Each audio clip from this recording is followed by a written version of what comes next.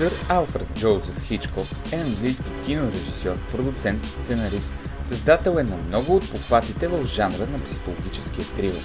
Известен като господарят на съспенса, той има успешна кариера в британското няма кино, а и в първите ленти, които са озвучени. Обявен е за най-добрият режисьор на Англия. Той се ражда на 13 август 1899 г. в Лондон, в семейството на стриктни католици. Той е вторият син и най-малкото от трите деца на Уилям Хичкок, продавач на зеленчуци и птици, и Ема Джейн Хичкок. Кръстен е на Алфред, брата на баща му. Самият Хичкок се описва като много самотен и затворен в детските си години, като това отчасти се дължи на факта, че е с наднормено тегло.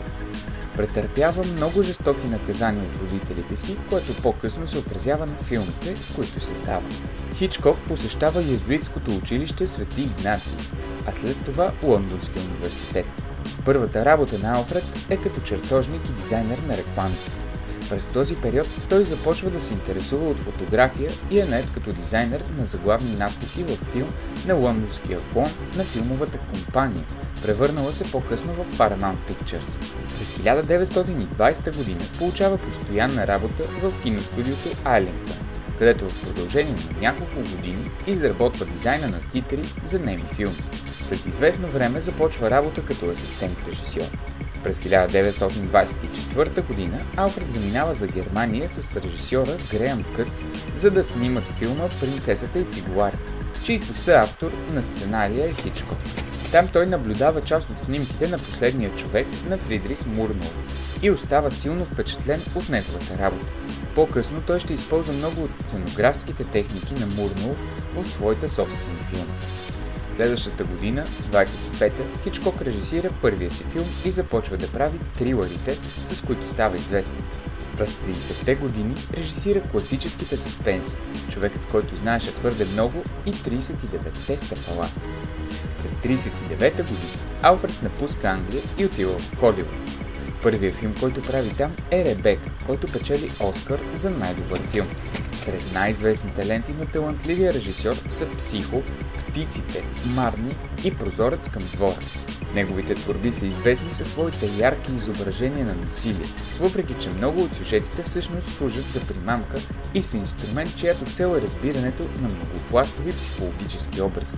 Появите на режисьора в собствените му филми, както и неговите интервюта, филмови трейлери и телевизионна програма "Алфред Хичкок представя", го правят културна икона.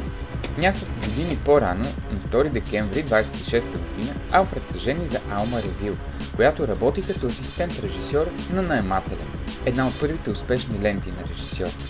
Хичкок и Алма имат едно дете, бъдещата актриса Патриша Хичкок, която се ражда през 28. Алфред Хичкок режисира над 50 пълнометражни филма, а кариерата му продължава 6 десетилетия. Той е легенда със своите иновативни похвати и техники на съспенс. Хичкок притежава още една уникална способност, която нарича "всевиждащото око", т.е. че умее да види филма още преди да е заснет. Самият той споделя, че за него работата приключва след оформяне на режисьорската книга. Снимачният период и монтажа са необходимата досада. През 1979-та Кралят на ужаса получава признание за цялостно творчество от Американския филмов институт, а една година по-късно кралица Елизабет II го посвещава в рицарство. На 29 април 1980 г. Алфред Хичкок умира спокойно в съня си в Бел-Ейр, Калифорния. Жена му, Алма, наричана Лейди Хичкок, умира година по-късно.